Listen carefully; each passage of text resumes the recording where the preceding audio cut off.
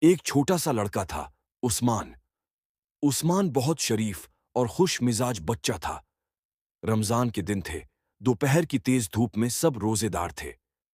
جب عثمان اسکول سے گھر جا رہا تھا، اس کے ہاتھ میں ایک چھوٹی سی تھیلی تھی جس میں چند کھجوریں تھیں جو ماں نے افطار کے لیے دی تھیں۔ راستے میں عثمان نے دیکھا ایک بوڑھا آدمی درخت کے نیچے بیٹھا ہے۔ وہ تھکا ہوا اور بہت پیاسا لگ رہا تھا۔ عثمان نے سوچا شاید ان کا بھی روزہ ہوگا، لیکن یہ تو اکیلے بیٹھے ہیں، پتہ نہیں افطار میں کیا کھائیں گے۔ کچھ دیر عثمان رکا رہا، پھر اس کے دل سے آواز آئی، عثمان، اگر تم اپنی کھجوروں کا آدھا حصہ اس بزرگ کو دے دو تو اللہ بہت خوش ہوگا۔ عثمان مسکراتے ہوئے اس بزرگ کے پاس گیا اور ادب سے بولا، چاچا، یہ لیجئے، افطار کے لیے چند کھجوریں رکھ لیجئے۔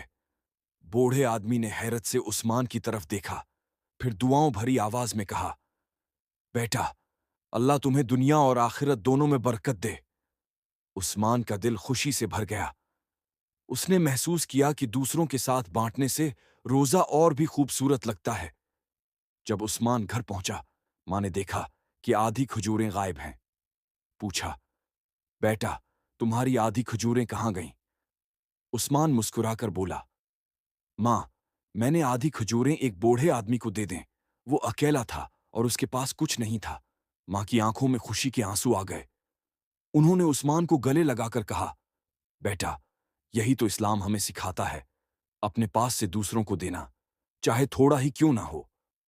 اس رات جب عثمان نے افطار کیا تو اسے محسوس ہوا کہ اس کا روزہ سب سے زیادہ میٹھا ہے۔ بچوں، یاد رکھو، خوشی تب بڑھتی ہے جب ہم اسے بانٹتے ہیں۔